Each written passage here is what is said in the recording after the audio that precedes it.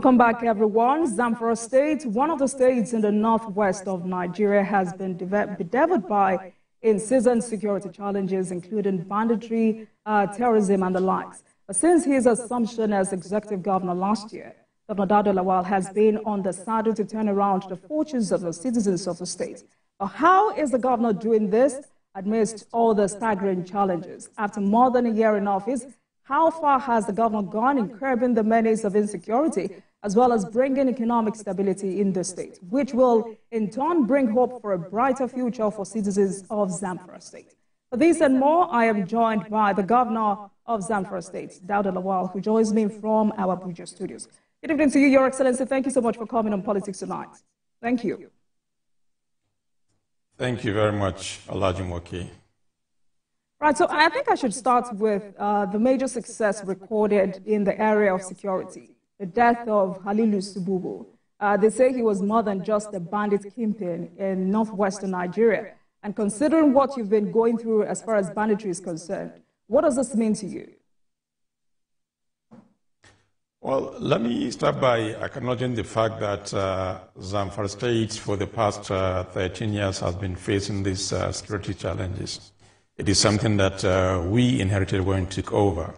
However, part of my number one priority has always been tackling insecurity in this state, because without which there will be no meaningful development. And the first thing we did was to take this thing very, very holistic by engaging all the stakeholders in the state at the local level as well as the state level. And that was one of the reasons why we had to introduce what we call the CPG, that is the Community Protection Guard, which will complement the effort of the conventional security in fighting banditry. And that has really gone a long way in taking care of some of the challenges the state is facing. Now, back to the successes recorded. About 3 days ago, one of the major kingpin called Halilu Sububu was killed by both the military as well as the conventional, as well as the CPG in collaboration. And that has been a major, major success for us. And we're extremely happy because Sububu is one of the leading kingpin in Zamfara State that has large followers as well as a very wide network in terms of sourcing weapons. And I can say that it's a happy moment for all of us, not just in Zamfara, but the entire northern Nigeria, as well as Nigeria as a whole. So it was a good one. And more are coming. But one of the major questions that has been raised in the last few days is, will his death reduce rural banditry in the region? I mean, just like you said, this is someone, his influence and pivotal role as a significant gun runner made him one of the most formidable bandits in the region. Well, like I said, Halilu was a major, major player in that region. And he has large followers. Even the likes of Turji that has been making noise all over is actually under Halilu Sububu. And now Halilu is gone. Turji will be the one to follow. And I believe it's just a matter of time. Turji will also be killed very, very soon. And I'm confident with the way things are going and with the commitment of the security forces, I think it's just a matter of time. Turji will be history as well. Right. The Chief of Defense Staff was in Zamfara State. I want you to talk to us about the impact of that visit to your state, especially now that there is a change of in the defense headquarters-led operations in the state. We were really excited when the Chief of Defense Staff visited Zamfara on Friday. And that shows the level of commitment by the military in terms of fighting this menace that has been a major challenge for Zamfara as well as the entire northern Nigeria. It was a morale booster for all of us. And that has really shown that there's now a very good synergy between the state as well as the federal government in terms of fighting banditry. We are all in it together. And therefore, it was a good thing that he visited Zamfara because that has boosted the morale of the people and the entire Northwest as a whole. So would you say your meetings with Mr. President early in the year on the security situation in Zamfara State is yielding the desired result? Absolutely. I remember when I met Mr. President and explained all the situation the Zamfara State is facing, and he made commitment to the fact that something drastic will be done. And I'm happy to say that we're happy with the latest development. He has made that commitment, and that commitment is yielding results in terms of fighting banditry in Zamfara State. So it was a good one. Your Excellency, I'm sure Nigerians are happy to hear that you have a different perspective about the military, because for a while there's been this back and forth between your government and the military. You had alleged that they lacked the coordination and political will to bring down these terrible individuals. And in response, they say you're being unjustly critical of them. So I'm happy with this relationship. It only speaks to how better synergy, collaborative efforts between federal and local authorities can do magic, especially in securing the lives and properties of citizens. But let's talk about your own personal efforts, because some stakeholders from Zamfara State have blamed your administration and your predecessor of patronage and politicization of the situation. Your government came up with the formation of the state's community protection guards, and recently you just handed over operational patrol vehicles to the police to enhance their response to distressed calls. How far has this initiative gone in finding community-driven ways to address these security challenges? Oh, very good. Initially, when there was not that kind of synergy between the state and the federal government, I came out and complained, and I made it very, very public to everybody. But right after that, things have changed. There's a new dimension to the whole situation right now, whereby the synergy between the state and the federal government is working very, very well. And I believe this is part of the success story why we're able now to get to a certain level in terms of fighting this insecurity. Now, of course, I had to complain as a governor when there was a kind of, issues between the state and the federal government, where certain negotiations were taking place without my consent. And I felt it shouldn't be the case. And I complained. And after that complaint, now we all came together as one. And like I said, it's yielding result. Very, very effective result for that matter. And let me say this. Yes, there were a lot of issues in the past with my predecessor. In fact, let me say this very categorical. If I were him, I would resign and face all the allegations against me. And that would have been more honorable, because from all the information we're getting, my predecessor was fully involved in some of these banditry issues. Typical is the fact that there was a permanent secretary when his children were abducted. And it was unfortunate that he had to pay ransom through the government house. And it was also very clear, based on all the allegations, that bandits were being kept at government house. There are so many issues. So for me, honestly, if I were him, I'll step aside and face this allegation until I clear my name before I come back and continue my job. That should have been more honorable. And how can you imagine all these allegations against him? And he's still the Minister of Defense. I mean, that is unfair. This man could have been honorable, stay aside, face all these allegations, clear his name, and then come back and continue to do whatever he wants to do. Whether he wants to remain as minister or he wants to do something else, that would have been more honorable as far as I'm concerned. If I'm in that position, believe me, I'll put in my resignation letter. Well, Your Excellency, he has not been nailed by the EFCC, so why do you think he should have been probed before taking up the appointment?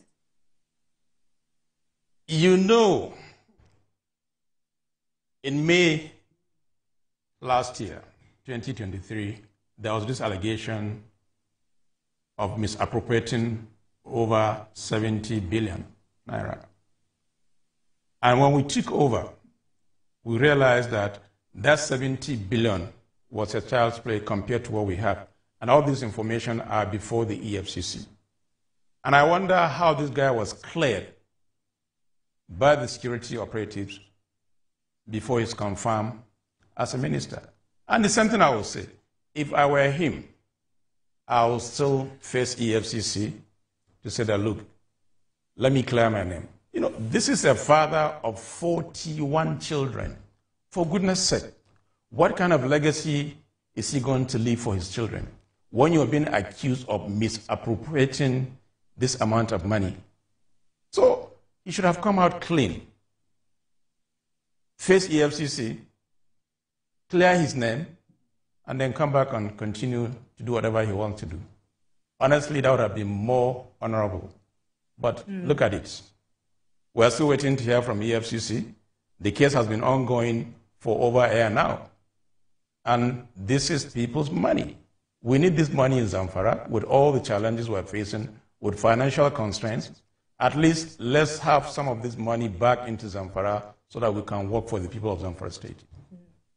You know, a lot of Nigerians are monitoring that. A lot of Nigerians are monitoring that case, and we'll see what the EFCC will come up with in the coming days. But let's stay on that. I hope something will be done as quickly as possible because it's taking too long. For how long will this continue? It's over 1 year. Your Excellency, you know, I would like you to react to some allegations that have been raised against you on this particular program, because about 4 months ago, former Commissioner for Information, Ibrahim Dosara, was here on Politics Tonight. He said to me that you're an absent governor, and that is one of the major reasons banditry in Zamfara State will continue to escalate, because you're not always in the country to take charge. He also alleged that you're fighting banditry as a one-man show, because former governor of the state, who is now Minister of State for Defense, Bello Matawalle, had offered to help you in all forms, but you have rejected his offer. So how do you react to this? Is there an element of truth in what he said? Olajumoke, let me make also a very categorical statement here. In Nigeria today, if there's any governor that stays in his state, Dauda Lawal is one of those governors. I spend all the time in Gusau City. Your correspondent can confirm that. I only come to Abuja when there's a need for me to come here. That is number one. Number two, this is a state that is facing too many challenges, ranging from infrastructure, healthcare service, education. Where would I get all this money to be able to take care of the people and bring out development for the people? Most times, I have to travel. Now, with the state of insecurity in the state, it is extremely difficult for anybody to drive 7 hours from Abuja to go to Gusau and attend to me. I am the one that is looking for help, and I need to be out there. Dosara is one of those guys that I don't even really have time to discuss him because he's not at my level. I'd rather speak with his principal, Matawalle, and I challenge Matawalle. I'm ready to come any day, any time to have one-on-one conversation on the issues facing Zamfara State. That would have been much better. But I can't bring myself solo and be discussing about somebody like Dosara, who was the Commissioner of Information under Matawalle. They wanted me to really stay home, not be able to do, after squandering all the resources of the state. Look, Olajumoke, by the time we did all our analysis, we realized more than 250 billion is missing in Zamfara State. And these guys have the audacity to go to court to say that they cannot be charged. If there's anything, if you know your claim, why would you go to your court and say that you cannot be investigated? I mean, it's crazy. It's only in Nigeria that such things happen. And they were able to get even injunction to say that their administration should not be a problem. How can you do that? I mean, if you don't have anything to fear, please come and face it. Come and answer the questions. So forget about those, Sarah. Your Excellency, I'd rather have his principal to come here. Yes. Since you became governor, has Bello Matawalle offered to assist you in this fight against banditry in whatever form? Somebody who has been accused of involved in banditry activity, what kind of help is he going to bring to Zamfara State? What value is he going to add to Zamfara State? I'm dealing with the Minister of Defense, that is Badero. I'm dealing with the National Security Advisor. as well as the president. So who's Matawale in that regards? All right. Governor Lawal, let's take a break, and when we come back, we will continue this conversation. Please stay with us, everyone.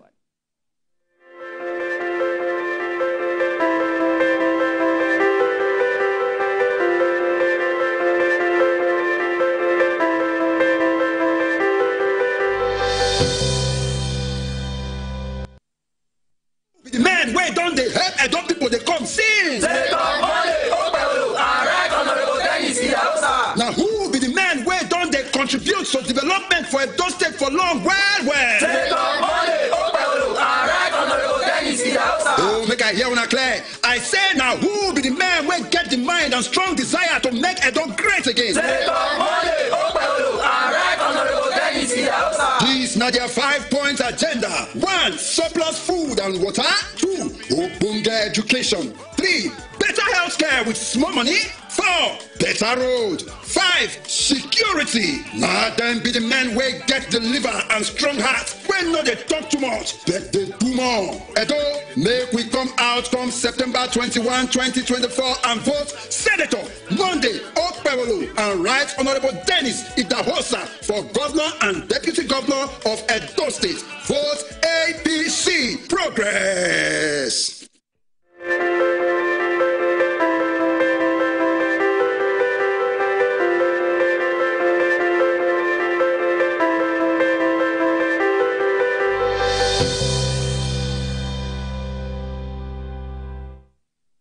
Welcome back to Politics Tonight, everyone. Executive Governor of Zamfara State, Dr. Dauda Lawal, is on the program with me tonight as we focus on the state of insecurity in Zamfara State, the potential and the future of the Northwest states. Your Excellency, thanks a lot for staying with us on the program. Now, let's move on with this conversation. And I would like you to help us make sense of this narrative out there.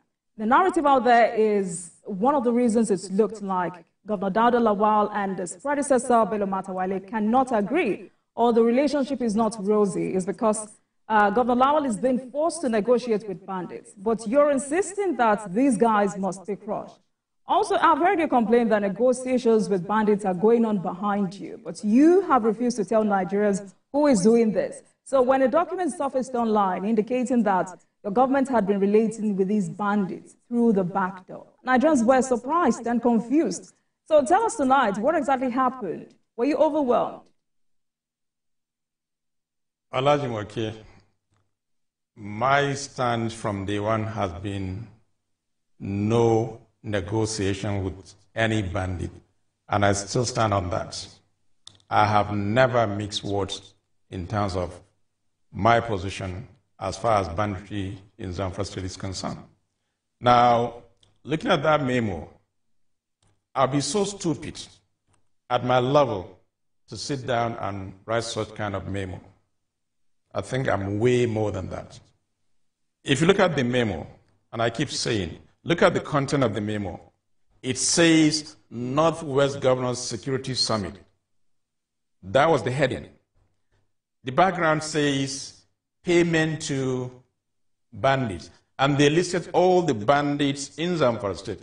Then the second part of it was for journalists. And all these journalists are the ones that are having some kind of shady relationship with Matawale, and they are all listed.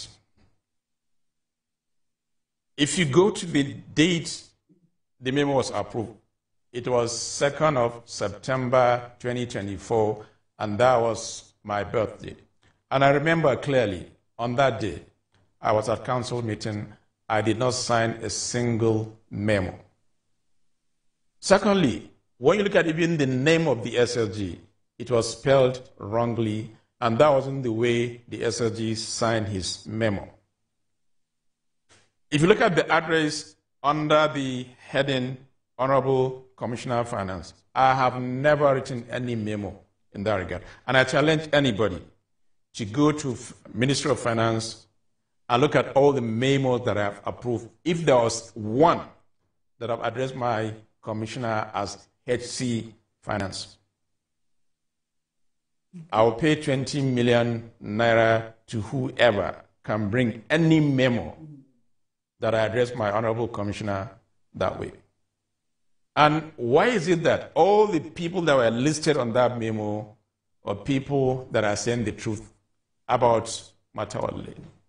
You know, they're not even smart. But the good thing is, with role of technology, we're able to establish where that memo came from. And we've already initiated a legal action against that person. And very soon, we will make it public. Governor Lawal, where did that memo come from? Well, you know, like I said, we initiated a legal, against the person, because technology is so easy. It makes life so easy. You can verify every information. And we're able to do that. And we've taken legal action against that person. I don't want to preempt anything, and I don't want to mention names. But what I'm confirming to you is we are on it. And we must bring those people to book. This will serve as a deterrent against future occurrence of such memos. So for me, my stand has always been very clear: no negotiation with bandit. When I complained, it was true, because in everything we do, we have evidence. We don't just come out and say things. We have documentary evidence when people were negotiating behind our doors. And we made it very, very public. And since that time, it has stopped. And there's more peace in Zamfara State now. How can you imagine, as a governor, the chief security officer of the state, you're negotiating with bandits? What are you telling them when I'm not aware? It doesn't make sense. Look, we need to be straightforward in everything we do. You know, we don't take some of these things. You know, you're dealing with human lives, for goodness sake. How would you feel as a governor? Every day people are being killed, innocent people, for nothing.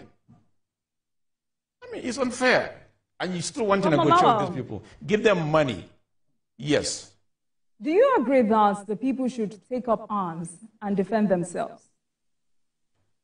No. If we do that, that means a total failure of the system. And I don't think it will be fair to our security forces. What I believe is the security forces have the ability to crush any bandit. That is their constitutional role. So I don't believe in everybody taking arms, because it will turn to anarchy. I believe we have the capacity to deal with these guys. And the political will. Once the political will is there, it's just a matter of time. You have seen what happened within the last 1 week. The kind of successes they are recording. That is the political will. And that's what we're talking about. Let it be sustained. If we're able to sustain this, believe me, within the next 1 month, banditry will be history in northern Nigeria, in Zamfara, and Nigeria as a whole. All right. Your Excellency, let's move away from insecurity. And let me commiserate with you over the recent boat accidents in Gumi local government area.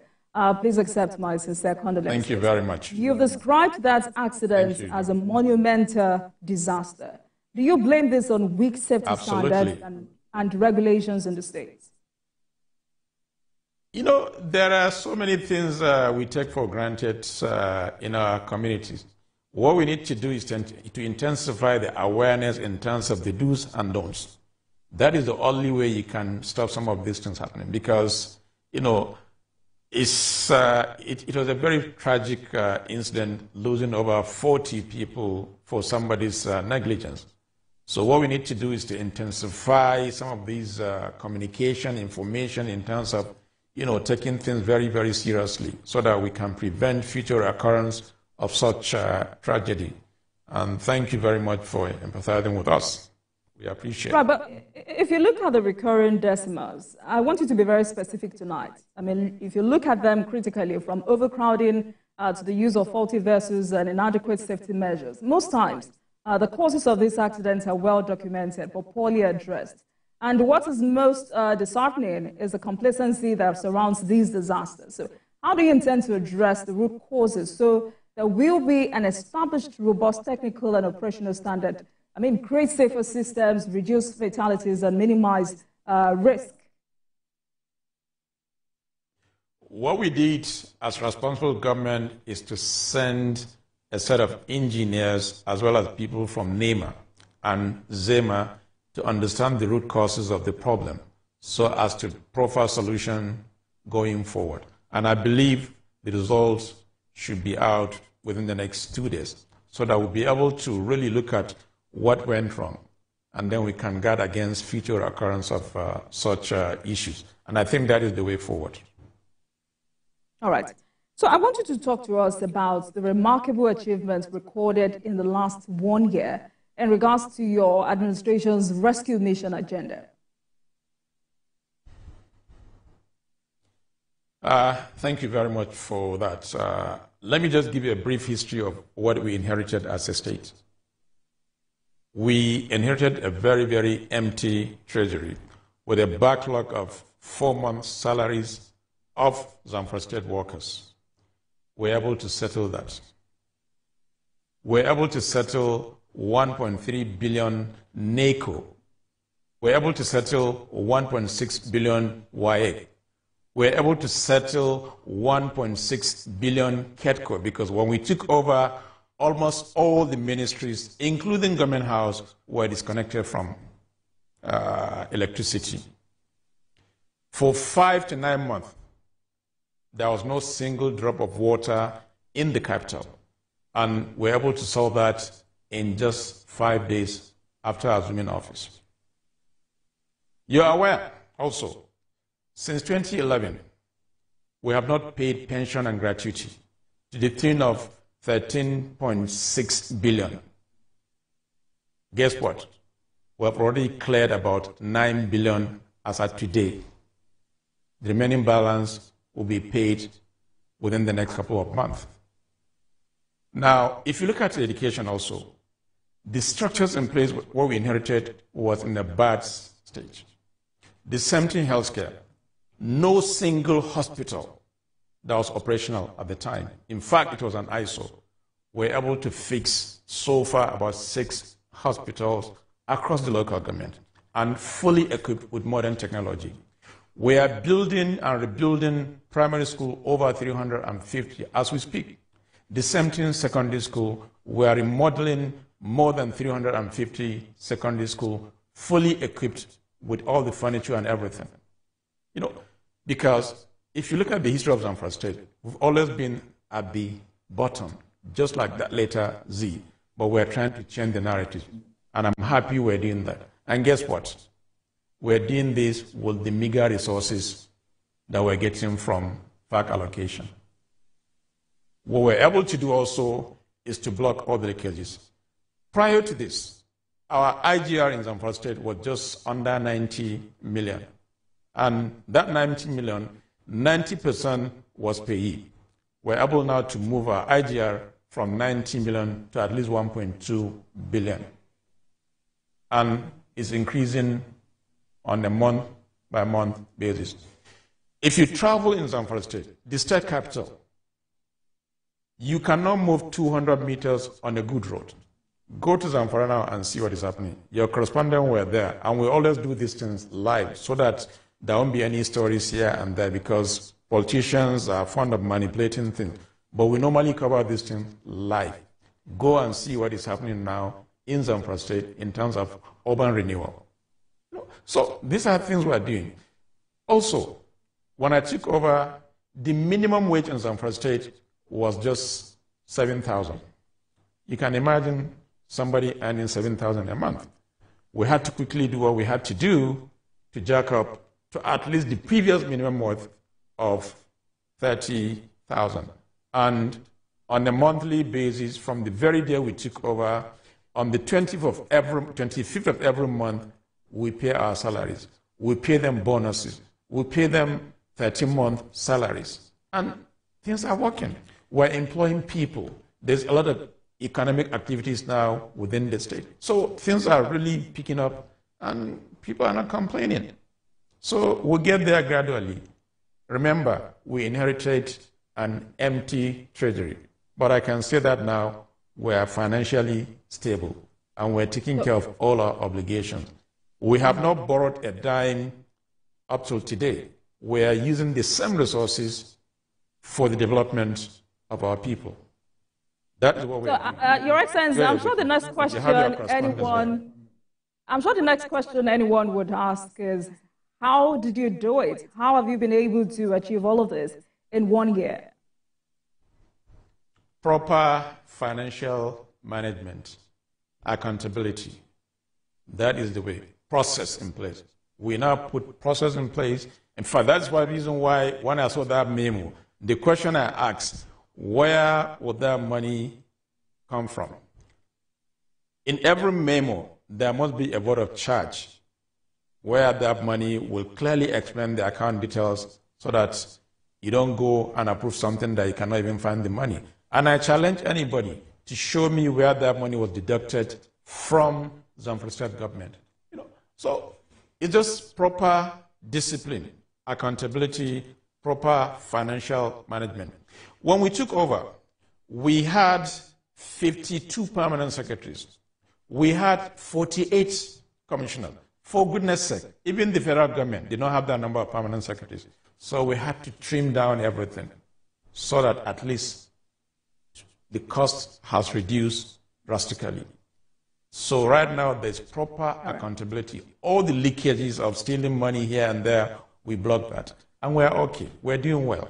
And I'm sure we'll continue to do well and make Zamfara a better society that can compete anywhere or with any state in Nigeria. That is the way forward. That is our rescue mission. All right, Governor Lawal, let's go back to October 2023 when unidentified assailants stormed mining community and kidnapped up to 50 local nationals in Bagega. What is the administration doing to check the repeat of that incident? What measures are on ground to protect the safety and well-being of the people? Mining in Zamfara State, especially illegal mining and artisanal mining, there was no proper communication to the people in terms of what kind of tools should be used in doing these mining activities. And I remember there was a ban since 2018 by the federal government in terms of mining because of the correlation between mining and insecurity. And when I came on board also, I had to issue an executive order banning consent letters by our traditional rulers to people that are mining in Zamfara. What we're trying to do now is to make it formal. Look, Zamfara is blessed. In this country, Zamfara State has the highest mineral deposit. Name it gold, lithium, copper. It's there. But what is the advantage of all this to a common man in Zamfara State? The answer is nothing.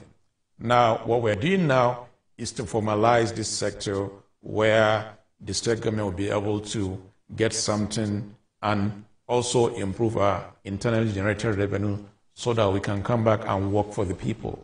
And that is what we're doing. That is why now we are on collaboration with the federal government in terms of what should be the process of even issuing this licensing, what would be the benefit for the state, and what will go for the federal government. That is the way. And that's the reason why now we're building the airport, because no investor will travel from Abuja or anywhere for 7 hours with the rate of insecurity to Zamfara to go and invest his money. But by the time we finish this airport, and I'm sure it will open Zamfara State so that people can fly in quickly and do what they have to do. Remember, this airport issue. 5 years ago, the initial cost of that airport was 11.3 billion. And guess what? 7.6 billion was taken. By the time we quantify the whole thing, they did not do up to 10% of their money. The money was stolen. We complained to EFCC, and we're still waiting for EFCC to get that money from the previous government. Your Excellency, still about mining. You signed an executive order banning all forms of mining activities in the state. Is that correct? There was a ban by federal government since 2018. What I did was to sign an executive order banning consent letter. Because what normally happened, the traditional institutions, they used to issue consent letters to minors. And there's no proper record of this. And that's why I had to issue that executive order. So no traditional ruler, under whatever condition, should issue consent letter. Look, as a chief executive chief executive officer of the state, I need to know who comes into Zamfara. What are they doing? Those are some of the security lapses. You don't have control over who comes into your state. Somebody will just issue a letter from here and then go to Zamfara and you just see somebody doing mining. I mean, it doesn't make sense. That is, that's why a lot of persons have asked if banning would ever help, because it's exactly a year since the Minister of Solid Minerals Development. We are enforcing that. In fact, we have a task force that is responsible for that. Until it's been Governor Lawal, it's been a year since Daily Alake gave miners engaged in the illegal extraction of mineral resources in the country, gave them an ultimatum of 30 days to join notable mining cooperatives or face the full wrath of the law. So, as a state governor, you talked about records. Is there a comprehensive list of legal miners? Is there a comprehensive list of legal miners in the state? Do you think a comprehensive data would help reduce the activities of illegal miners in the state? As we speak, Jumoke, there is no comprehensive data as far as mining is concerned, not just in Zamfara, in almost all the states in the country. And this is one of the reasons why we had to sit down with the Honorable Minister to understand and put modalities in place where there will be accountability. And that process is ongoing. We are ready to collaborate with federal government. Yeah, mining is an exclusive list. But like I said, the land belongs to Zamfara State. So it can continue to give license. If there is no synergy between the two, we will frustrate every effort. So rather than doing that, let's have a workable solution where the federal government and the state government will come together, collaborate, understand what are the process and what will be my take home from any of these companies. So that I know the ratio or the sharing formula could be 60-40, could be 50-50, as the case may be. We are ready. And I'm happy discussion is ongoing between the state and the Honorable Minister as to fine-tune the whole process so that everybody will be happy. And by the time we do that, I'm sure the data will be accurate. There will be more money coming to states, and that will translate into development. Sadly, your state is at the bottom of all indices of development. But taking another look at your commitment to system-strengthening reforms, I remember you say Zamfara State will be a reference point for new ideas, determination, accountability, and endless opportunities. How have you been able to create jobs and do something about education in this kind of situation? Let me tell you this also. When we took over, we had multiple ministries. And what we did was to streamline all these ministries from 50-something to just about 16 ministries. That was the first step. Secondly, when we took over, there was no synergy between the nominal role and the payroll. And therefore, we had to do job audits as well as other things to make sure we have the accurate number of our workforce.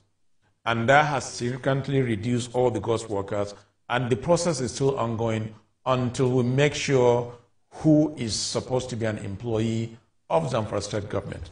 And by the time we do that, I'm sure that will also give us a leverage to be able to understand our financial commitment, and we can now move from the 30,000 minimum wage to whatever is agreed for the current minimum wage, so that we know we're paying our people. And those are the kind of reforms we put in place. When I took over, we had more than 1,000 special assistants by the previous administration. But I will speak, we don't have up to 20 special assistants or advisors. So, all these things are just wastages and leakages. It's high time we should take governance very, very serious. The essence of democracy is about development, and that is the way forward. These are the kind of reforms. You just launched an 11.7 billion naira project to improve access to education for adolescent girls in the state. That's huge. That was just last week, and I'm going to do more next week. So what necessitated this move? And do you have any interventionist measures? As a state, You know, Zamfara State, we are at disadvantage, especially female education. And we realized that something needs to be done as quickly as possible. And it's one of the reasons why just last week we issued contract that informed building of schools, enrollment of girl child education, so that at least we can bring the ladies also, you know, so that when you train a lady, I mean, you're training a entire society. And it's something that we have seriously advantage. And we're just trying to do a catch-up right now. That is why we're doing this. And like I said, the 11.something billion of last week, more are coming next week. And guess what? All these funds are available. We're managing our resources very, very well. We have an efficient system so far in Zamfara State, and there's accountability. And we're open to anybody to come and check what we do. That is the way forward. That is governance. Let's talk about farming, which is the major occupation and source of food in the north. How critical is the impact of this on the populace and food security? Prior to all this insecurity in Zamfara State used to feed more than 40% of Nigeria. The beans that I used to consume in the southwest came from Karana Moda, and that was then. So purely, Zamfara State is an agrarian economy. What we're trying to do now is to move from subsistence farming into a capital-intensive farming mechanized system. And I'm happy to say that this year, the insecurity has gone down drastically, so a lot of people are able to farm in their farmland. And I'm sure by the time we harvest, you know, there will be more food around, not just for consumption, but as well as for commercial quantity. And that is the way forward. By the time we're able to tackle the insecurity, believe me, food security is the way forward.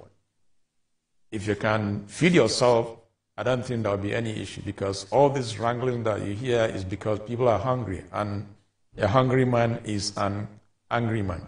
So we must make conscious effort to make sure we use our comparative advantage, which is agriculture, as a state, to boost agricultural production so that there will be self-reliant.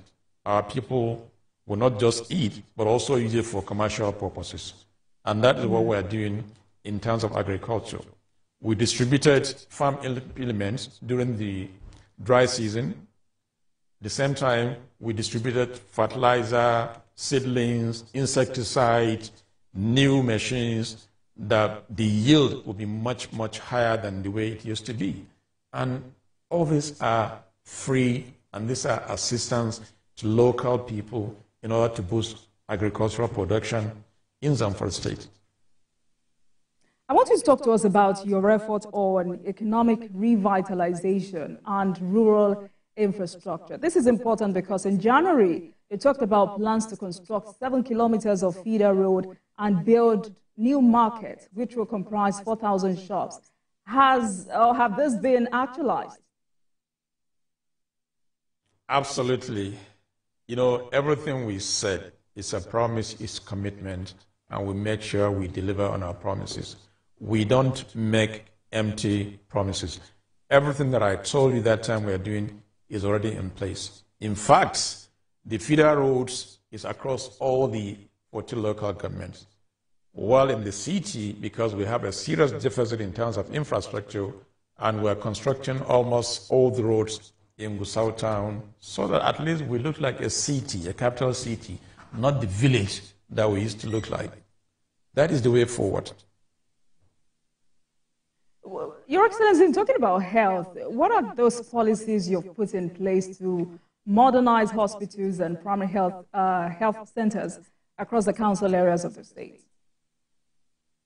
Because of the challenges in the health sector, on the 20th of November 2023, I declared an emergency in the health sector. And what we're doing right now, we have done 5 hospitals that were upgraded from primary health care to secondary health care. And these hospitals are fully equipped with modern technology. We've done one in Bukum local government in Nasarawa. We've done one in Maradin, where my predecessor came from. We've done one in Maru. In fact, it was just launched, I think, about 10 days ago. Your correspondents were there. They covered it live. We've done in Karandamoda. We've done in Safi. We are now upgrading Yariman Bakura Special Hospital into a teaching hospital. And we are bringing entirely new equipment in the hospital. So in the next 1 week, we're upgrading all the primary healthcare facilities. In fact, we have identified more than 700 primary healthcare facilities that will be fully equipped and fully upgraded. And like I said also, we have this money. So we're not just saying it, and we're not going to look for money elsewhere. The money are there. We had enough saving to take care of all these projects. Governor Lawal, talking about money, many describe you as an accessible governor, and that has made governance easy in Zamfara State. So how are you ensuring regular salary payments, which is a major problem in some states? From the very day we took over on the 29th of May 2023, it has been a policy. In fact, on the 25th of every month, we pay everybody, both at local government and the states. Go and check the records. We don't wait for FAC allocation before we pay salaries. So as far as salary is concerned, it's regular, and the people are happy. All their entitlements are paid. The same thing with the judiciary. When we took over, in fact, there was a backlog of 1.6 billion for the judiciary. We were able to clear that. We don't have any outstanding. So things are working. And like I said, this is proper accounting, financial management.